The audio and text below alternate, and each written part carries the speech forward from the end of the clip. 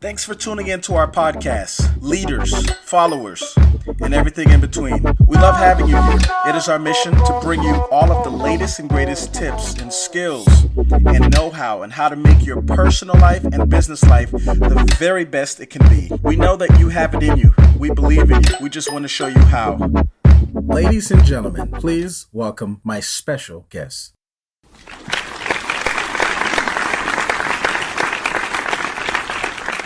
I first found out about you at the FITSE conference. By the way, you stole the show, by the way. Oh, you're very kind. Out of all the speakers there, you just basically came in and just came in there, kind of waltzed in there and stole the show. So tell us a little bit about yourself. I just found out that you are of Caribbean descent, which is amazing. I am. So first of all, thank you for the compliment. And I think the reason is I was really authentic about what I was saying, right? The message that I was conveying. And so I really appreciate you saying that. But yes, I am of Caribbean descent. I am Jamaican, born, lived here since I was 15. So I feel fully American as well. Yes. And I think the blend really helps make me who I am. Exactly. I was telling someone today, the beauty of America is it's not just like a regular country. It's an idea. It's a concept. It's almost like a belief that no matter where you come from, President Trump, his mother was an immigrant, barely spoke the language. And today he's, whether you like him or don't like him, but he's the president of the United States. So, and he's like first generation immigrant, Yes. So that's pretty unique about the United States of America. Yeah, it's certainly the land of infinite possibilities. Exactly. So tell me, did you come from humble beginnings? So my beginnings were moderate. I wouldn't say humble. Okay. But what I did learn from my parents is humility. I love that because you're authentic. I love that. Yeah. It seems to be a theme with you. Yes, I'm saying my parents always taught humility. Awesome. So, even though I did not come from humble beginnings, I believe in being humble and respectful of everyone, no matter what their condition or what they offer. That's great. And are you the only child, or do you have other siblings? No, my parents had 4 children, so I'm the oldest of 4. Awesome. And all of us moved here as a family when I was in my mid-teens. Yeah. I have 7 other siblings. Do you? So, wow. So I always say that my parents had 6 average kids and 1 exceptional one. And you don't claim who that exceptional one is. No. Yes, no, my siblings are all wonderful. They're all wonderful. Yeah. You have quite an amazing career. So how did you start off? I grew up watching comics, and so every comic has what I call a native story. Superman or Batman. They all have like a story where they, how they started off. They, like you said, humble beginnings, and then something happened. Spider-Man, a spider bites him, and then all of a sudden he becomes, Spider-Man. So tell me, what's your superhero native story? So you could say the volunteer itch bit me, but I would have to say it started by me saying yes. Yes to an opportunity that I would say kind of started a trajectory of saying yes. So I always speak about optimizing opportunity, and my first opportunity, when I first started practicing law, I'm a lawyer, I didn't really have a circle of other lawyers or people that I could call upon and kind of ask to help me along. So there was a very young Black women's legal organization that had formed, and they were recruiting members and asked if I would consider joining. And so I said yes. And that, I would have to tell you, was very much the start of feeling a belonging, a start of feeling a sense of community, joining a community to give back to the community, because a large part of what they did was also giving to the community, both in legal advice and donating of our treasures as well. Wow, that's quite amazing. It seems to me that from the onset there was a career infusion with a calling. Would you say that's an appropriate assessment? I think it is more than appropriate. It is exactly correct. It is right on. Wow. And I've never thought of saying it that way, but that captures it. Absolutely. Wow. So what type of law did you begin practicing? So I practiced complex business litigation, which included legal and medical malpractice and products liability and business commercial litigation. So it was, very complex and very engaging practice, right? Litigation in the courts. And so what I found rounded me out, gave me calm, gave me peace, was to volunteer and give back to community. So as I mentioned at the outset, that first organization got me interested in becoming a member of various other boards and organizations. And through that experience, I then started finding myself in leadership positions within those organizations. And that also kind of helped catapult me into other opportunities. So it's kind of, I would say, almost cyclical, because I'm here today doing something which is very much community-centered, and that is, community relations and government relations.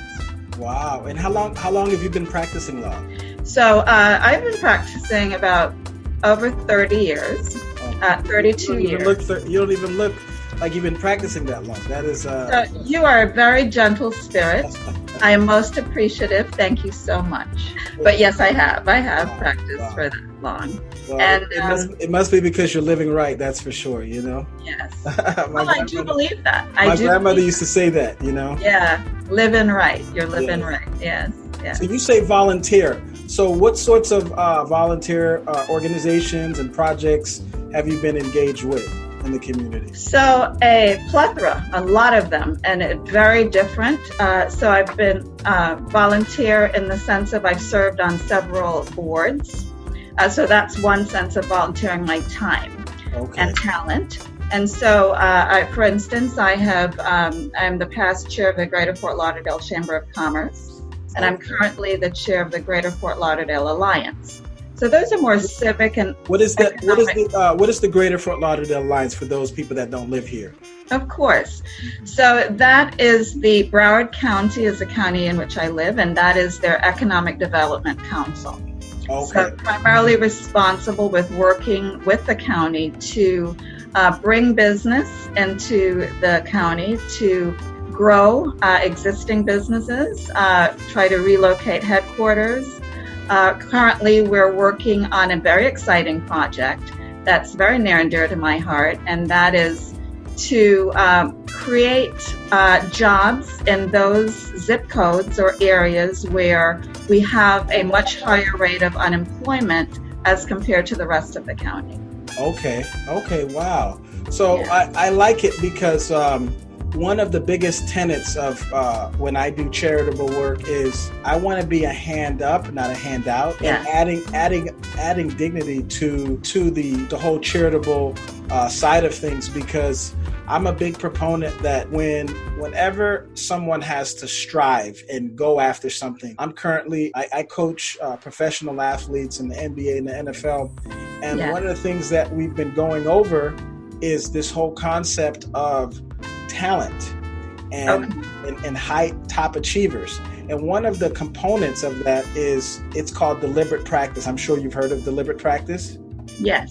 Deliberate practice in the sense that whenever you are trying to attain mastery of a subject, it can be something more cerebral or something more physical. Whenever you are, deliberate practice is not just, how people say practice is perfect. Right, but be thoughtful. Perfect practice. And it's specifically going outside of what you find is attainable or what is your range. If you just go a little bit outside of that and you get in that uncomfortable zone where, let's say, if you can lift up 50 pounds, you try 60. Okay. That is when deliberate practice actually kicks in. And how does this relate to charity? I feel like when someone finds themselves, like you say, down and out or whatever the case might be, even stretching, if you're going to do something, let's say I've seen organizations that do toy giveaways during the holidays. Right. If they add a component of some sort of merit or some sort of meritocracy where, the moms, if they do X, Y, and Z community service hours, instead of getting, $500 worth of toys, they get $750. Just right. a little bit of contribution that they have to include and they have to put in.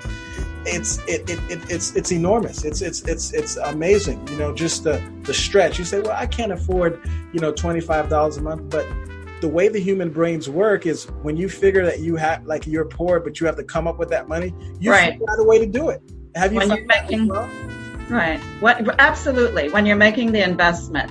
So that's in large part a philosophy behind the program. And we're trying to actually bring training into the local communities. So that is in response to an ability to travel, an ability to find childcare. So it's no excuses. We're bringing it in.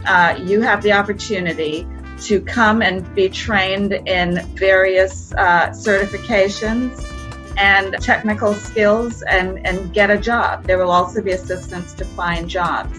And, we need that in our community. Our business community is crying for that. We really need a lot of those types of jobs. So this is going to be a perfect complement, we think, and we're very excited about it. Yeah, I definitely think that's very critical. Now, you mentioned leadership, and that is an area that I've dedicated my life in studying. So I have a question for you. Okay. Top 3 leadership books that have impacted you personally. So I would have to say I'm trying to remember the name of this book. It is about, I know that it was about, I am terrible at the names of books.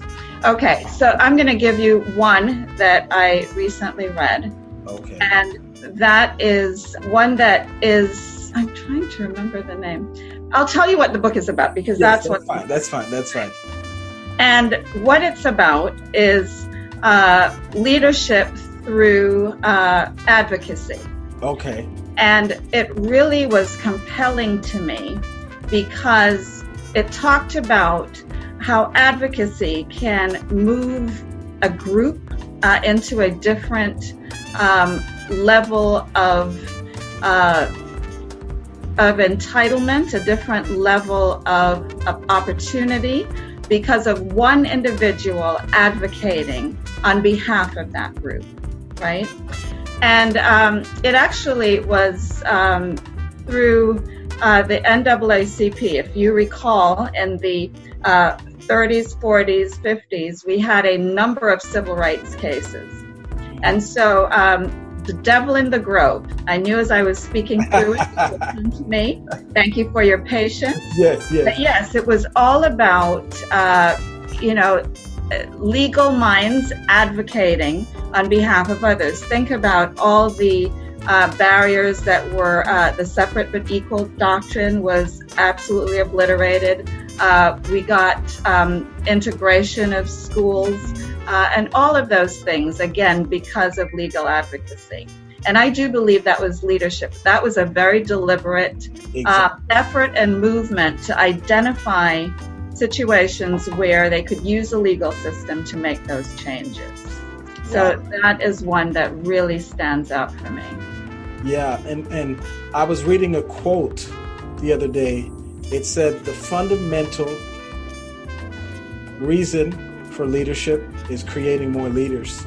And it's all about replacing ourselves, right? And bringing up that up-and-coming generation. And I think of so many that have invested in me and have seen that leadership ability in me when I was younger.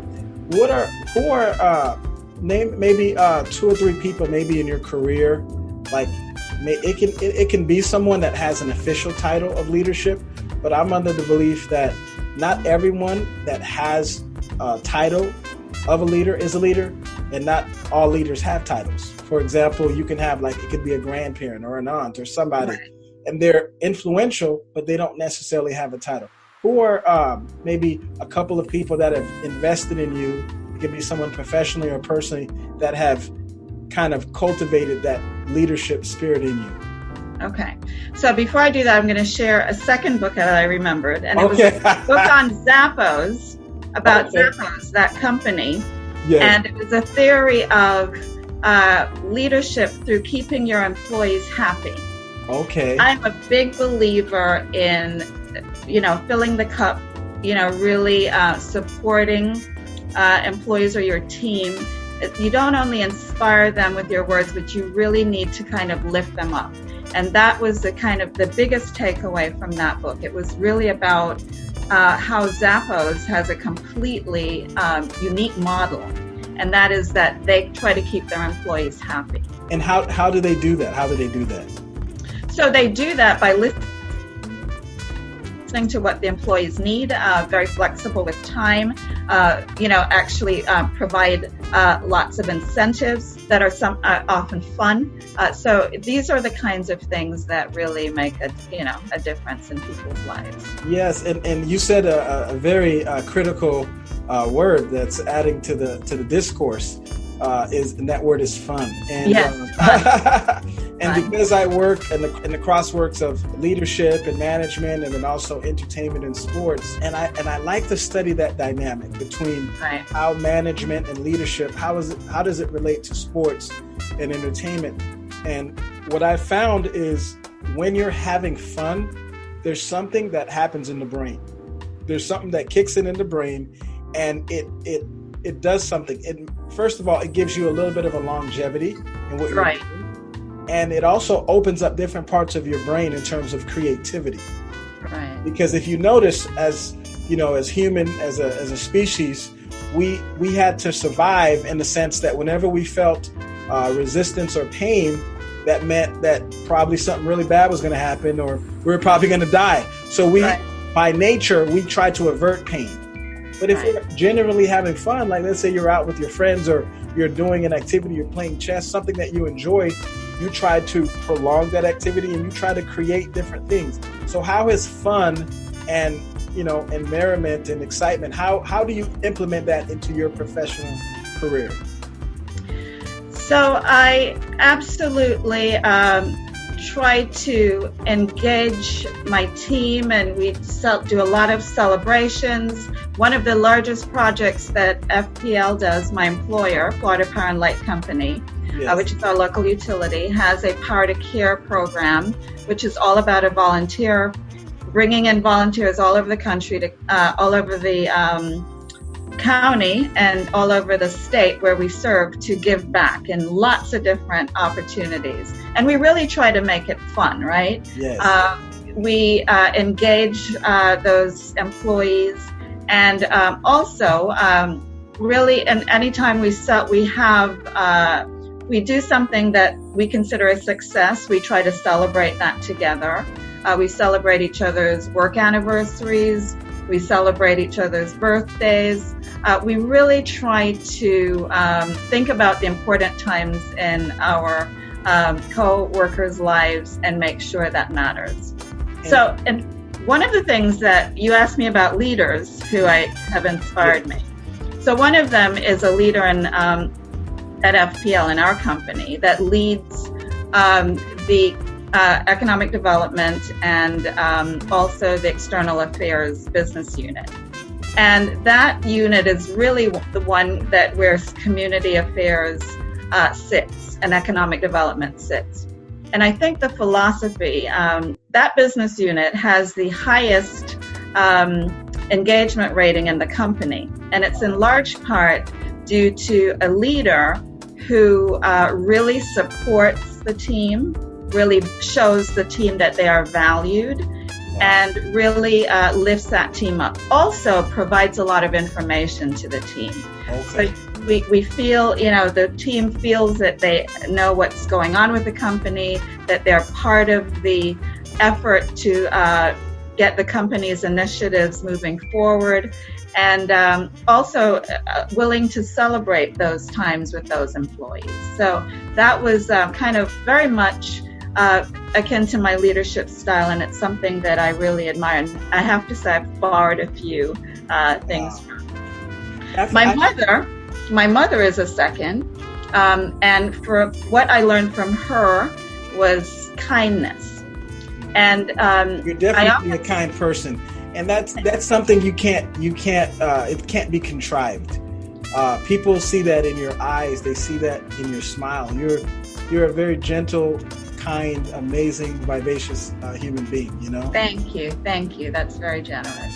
So, but I do believe that being kind, which is often seen as a weakness, is actually a strength, because it is the ability to, as you say, be gentle and thoughtful for people. I cannot tell you on how many occasions where I've given someone a genuine compliment. What a nice tie you have on today.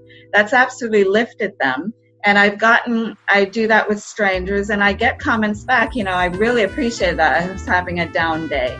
Wow. It's the simplicity of just being kind to others, and it takes little effort, if it's just a genuine caring. And I think people, when you're leading, people feel that, right? Yes. I think they're more responsive, they're more willing to go above and beyond if you show kindness. Yes, wow.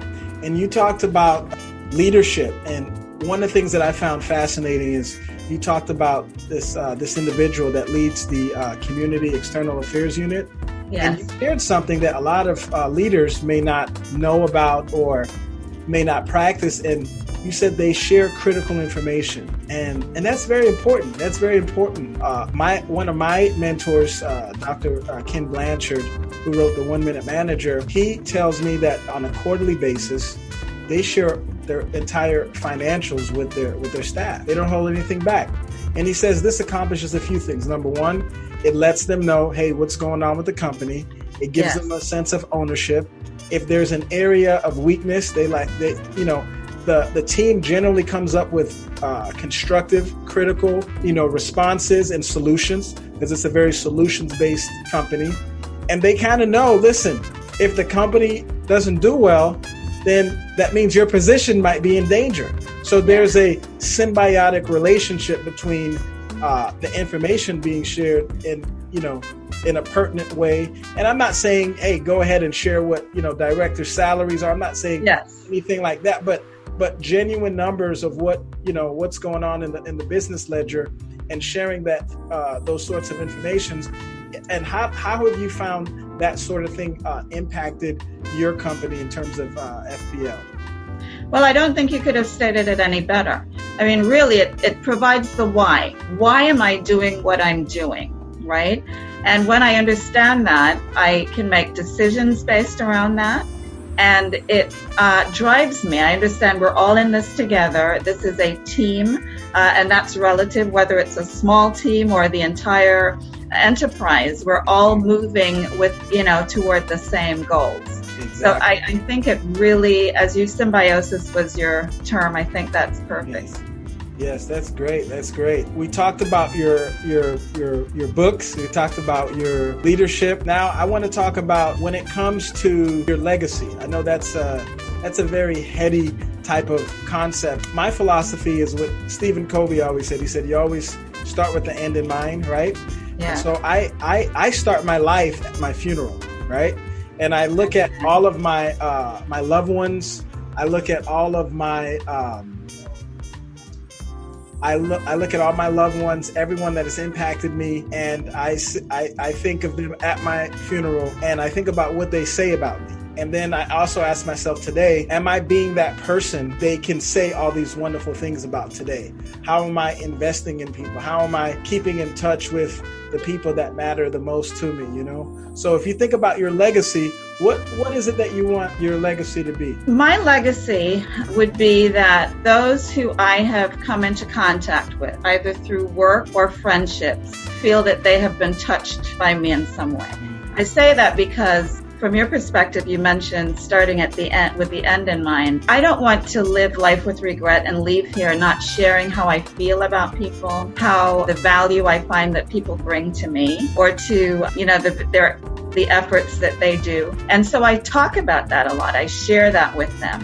And I think I'm hoping that when they think of me, they think of something positive that I reminded them about about themselves. And that I feel that they, in their way, at the time we were together, made an impact in some way. Wow. You know, someone once said, people don't care how much you know until they know how much you care. And one of the themes, if I were to pick a theme of your life, is, I would say, caring about the community is one. In addition to caring, there's a deep, the word is it's like a paideia. It's like a deep spiritual, hey, I care, but it's a care that's connected with action. There's a activism. There's an engagement factor in that, because you know, they say the road to hell is paved with good intentions, right? Everyone has good intentions, you know, and they have this good intention to do this or start this initiative. Why do you think it's that you're so actionable? Where do you get that initiative from? It's like, because you do a lot of great things. A lot of people want to do a lot of great things, but you actually get on the boards, plan it, execute it, sign, seal, deliver. Where does that drive come from? You know, my dad asked me that question a few times. I'm not sure where it comes from, other than I want to get things done, right? So oftentimes, I think that may in fact be what it is. A desire to get things done, right? So if you don't start and if you don't get moving on it, it's not going to get done. And I think back to the first time I took a leadership role. It was for that very reason, right? We had a task, but nobody was kind of taking the lead. And, you know, we're kind of not really moving the needle forward. And I said, well, why don't we try this? And I kind of outlined a plan. It wasn't the perfect plan, but it was something that moved the needle forward, right?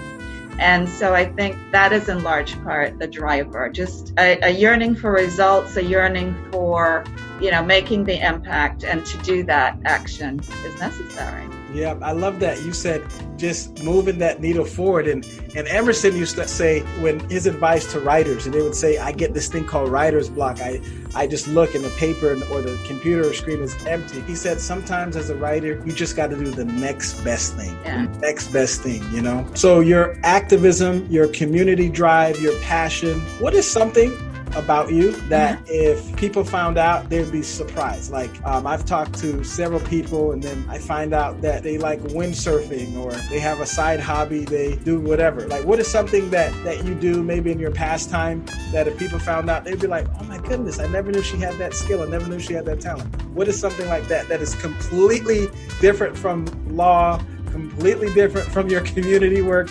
It's just something that you just find amusing doing, you know? Yeah. So two things come to mind. The first is I have a complete passion for fashion, right? I see that. I would like to think that people would think so. I think how I dress, but I really do. So really into the fashion magazines. I will spend a lot of time looking at, you know, where fashion is going. I'm interested in the history of fashion. Just love fashion, right? I have a passion for fashion too. In fact, yes. My favorite designer. I could tell though. Yes. One of my favorite designers is Coco Chanel. Oh my goodness! And she had a quote. Heroine. Let me tell you, she had a quote. She said, and I got this tattooed on my brain, so to speak. She said, "Fashion is instant language." Isn't that profound? It is. She said, "Fashion is instant language." You might not know what language that person is. You might not even know who that person is. But you see their fashion, voila, it just communicates an infinite amount about that person. So Tell me about your fashion fetish. My fashion fetish is probably accessories, jewelry. Okay. Probably, yes. Okay. Yes. I tend to be a simpler, but I love the power of an accessory. Who's your favorite designer? Chanel. Oh my goodness. I mean, without hesitation. Wow. It's lovely that we have that in common. Yes. She's a remarkable woman, way ahead of her time, and has transcended time. Exactly. Yeah,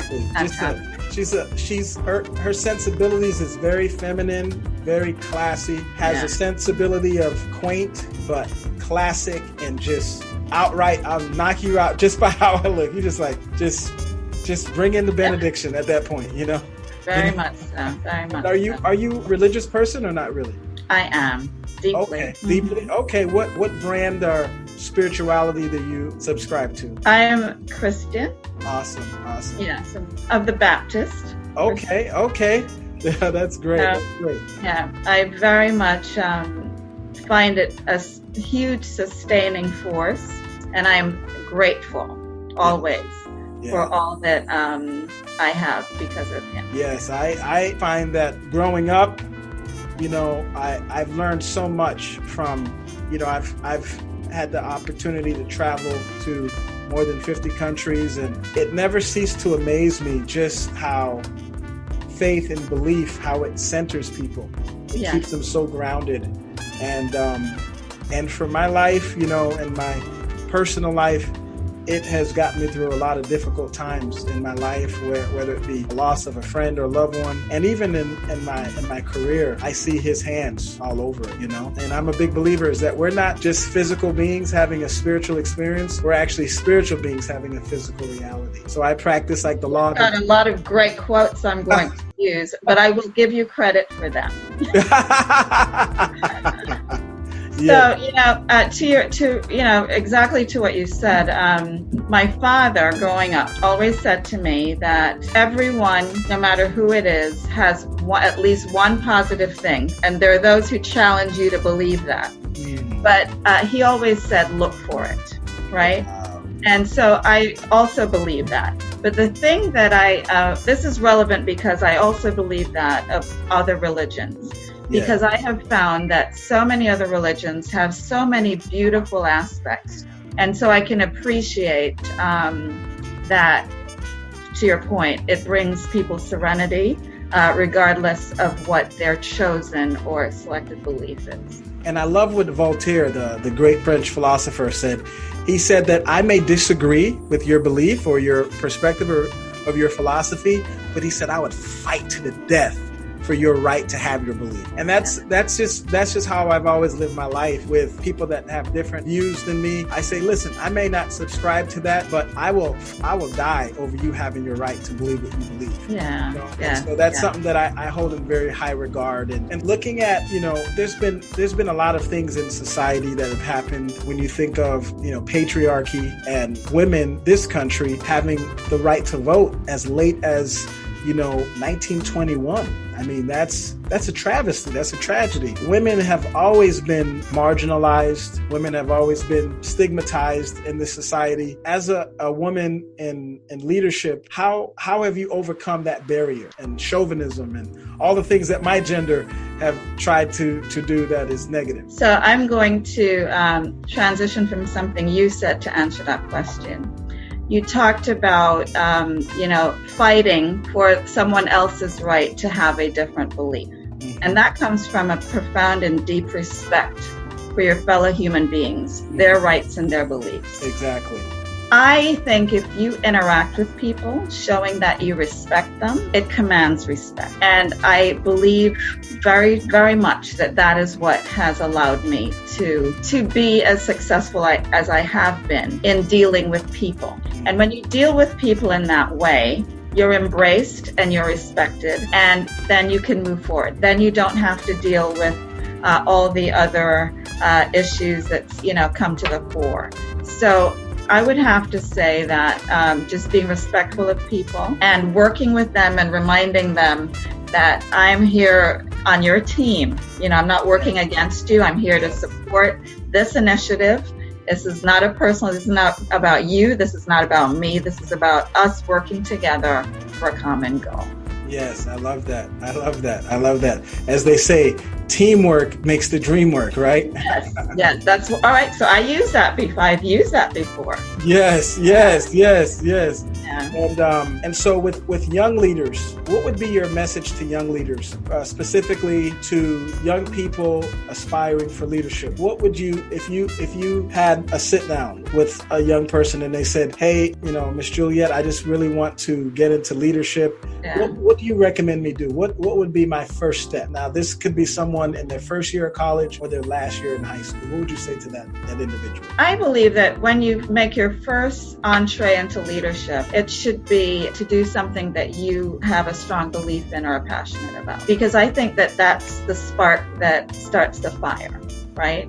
So my suggestion always is to what is it that you are excited about? What gets you excited? And whatever that is, try to find a volunteer opportunity in that area. And if there is no such thing, then, let's think about how we can create that, right? So that would be always the first step. And then I say, once you have decided where you're going to invest your time, talent, and treasure, when you get there, you've got to, work hard and go for it. Contribute. This is not about you going and sitting down at a table and, just raising your hand here and there. I believe in rolling sleeves up. So even though, for instance, I talked to you about sharing boards, I also am a volunteer, with T-shirts, shoveling dirt to make sure that a yard is, a yard around a community building is clear. We build community gardens and, vegetables. So that's just an example of it. Really, it doesn't matter what level you are exactly. You need to roll up your sleeves and work. And whether that's physical or whether that's contributing on an intellectual or mental level, you do the best you can when you first engage. Wow. And people will appreciate that and you will be embraced. So that's how I always start. And it's the way I started, and it really made a difference for me, and I've seen it make a difference for others. So that would be the advice I would give. Wow, that is very, very profound, very, very sound. And I also think about like challenges, and we all go through them. And I feel like the challenges that we go through in our careers, in our lives, I feel like in some ways it reminds us just how human we are and the frailty of life. I remember being in Haiti and after the earthquake, and we were there. I had assembled a team of physicians, and we flew over there, and we were there like days after the quake, which we probably shouldn't have been over there because it was very dangerous. They were still having tremors and everything, Wow. And I remember they had a aftershock. The place where we were, the makeshift hospital that we were at, it almost collapsed with us inside, including the physicians and patients. We had to take everyone out. And at that point, I just started thinking to myself, like, I could have literally died in that makeshift hospital. Yeah. And it was so quick. It was within seconds. Like it would have been almost like, let's say 2 seconds, and then we would have all perished. And that just showed me the fragility of life, just as accomplished and as great as all the things that we get a chance to do. And we're very blessed and privileged, but it could have all been over in a second. Yes. And so that I think about things like that, and it keeps me grounded, just how fragile life is, and the challenges that I've gone through. What are some challenges, perhaps, or tell me about a challenge that was so difficult, so hard, but somehow, some way, you were able to muster the strength, muster the gusto to overcome that insurmountable mountain. And maybe even people in your own family didn't think you were going to be able to do it, but you're over that hump, you're over that hill, and now it's a story in the past, right? It's not, So tell me about a major challenge or tragedy you had to overcome. Well, first of all, thank you for doing that with Haiti. I think it's so important that we, take action, and the fact that you participated in that is tremendous, and it's a testament to who you are, and I just want to say thank you for that. Well, thank you. My challenge, I think the one that I think of first and foremost was my first job as a lawyer. And I had a supervising lawyer who I ended up learning was racist and sexist. Oh my goodness. And generally just not a nice. That's a double evil. That's not enough. Yes. So let's say it was already a challenge for me just being myself. And I had to deal with a lot of very negative behavior, very demeaning comments. And I'll share one with you in particular that is most memorable. At my first year review, I was handed my review, and I'm looking at it, and he leans across the table and slows the pace of his speech and says, "I am speaking slowly to you so that you can understand what I am saying, because you speak and write at the level of a third grader. Fortunately, my mama and papa raised me differently. Wow. And I thought something is wrong. Sorry that you had to go through that. Wow. But I think that pretty much sums up the experience I had there. I mean, the stories are abundant about how difficult he made it for me there. But coming through that, and on the other side of that, first of all, finding ways to get around him for others to see my value, standing up to that and telling him that I think expressly that I thought he was incorrect about that evaluation. Wow. Really taught me to be strong and not to have another person's opinion shape who I am. Preach it, girl. And Preach so it. I have to thank him now. At the time, it did not seem that way, but I have to thank him now because there is nothing anyone can say to me that's going to make me feel bad about myself. I always say you got to thank your haters because they are your elevators. They elevate you. They take you to the penthouse suite, baby.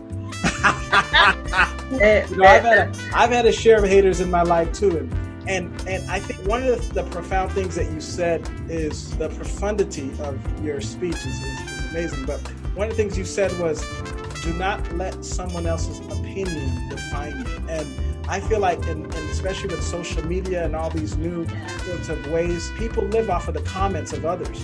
And it can make, kids are committing suicide based on a like or a dislike or a comment of someone that can be, a 500-pound man just masquerading as someone else on the other side of the world. You never know who is on the other side of the tweets and everything.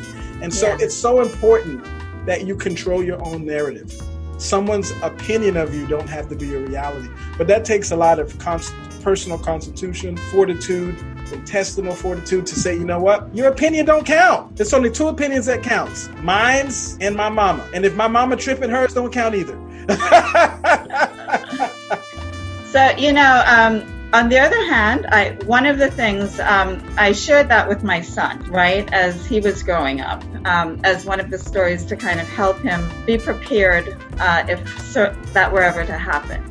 And I do say, though, that there were some things very, very deep down in that evaluation that were actually thoughtful and helpful. So, you have to always listen because you don't want to have a blind spot for your weaknesses, right? Or the opportunities for you to grow. So I also say that to filter, right? So I was able to filter the negative overlay, but I was also able to take something, I think it was back to my father's thing. Wow. There's always something positive about look for. And I found the two things in that report that were helpful for me. Wow. See, that speaks of your character. Now I'm reaching for something here. Let me see if I can find it. Okay. So I have a, I don't know if you can see it. Do you see it? Oh, yes, I do. Yes, I'm sure you like these a lot. So this is a $100 bill, right? I have to say, I appreciate that. I appreciate $100 bill. And Benjamin Franklin was one of the great founders here. But when I'm talking to young people, I always show them this, and they get so excited. Oh, can I have it? Can I have it? What is it? I always say, you know what? This $100 bill, and I usually take it and I crumple it up. And I usually throw it on the floor and step on it. I said, then I uncrumple it, and I said, what's the value of this $100 bill? They said, it's still $100. It's still $100. And I say, well, what if I spit on it? What's the value of it? It's still $100. It's still $100. I said, what if I just take it and rub it in mud? It said, it's still $100. It's still $100. And I said, no matter what happens to this $100 bill, no matter what anyone says about this $100 bill, no matter what someone's opinion of this $100 bill, it does not change its value.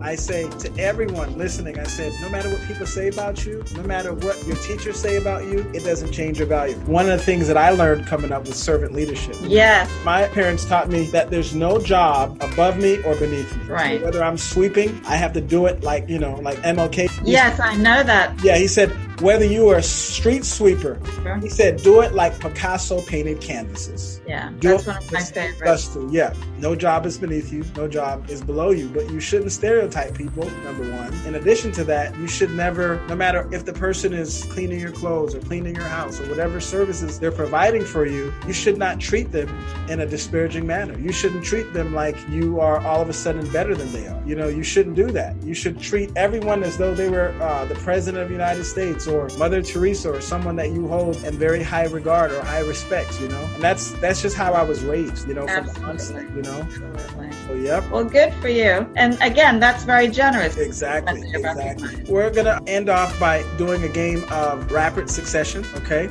Okay. So I'll ask you a series of questions and you have to answer it with one word. Okay. All right. So favorite color? Green. Favorite place to vacation? San Francisco. Wow, that's pretty interesting. Which part of San Francisco? All of it. Okay. I particularly like its closeness to Napa. Okay. So are you a favorite wine? I like Oakland too. Okay. Okay.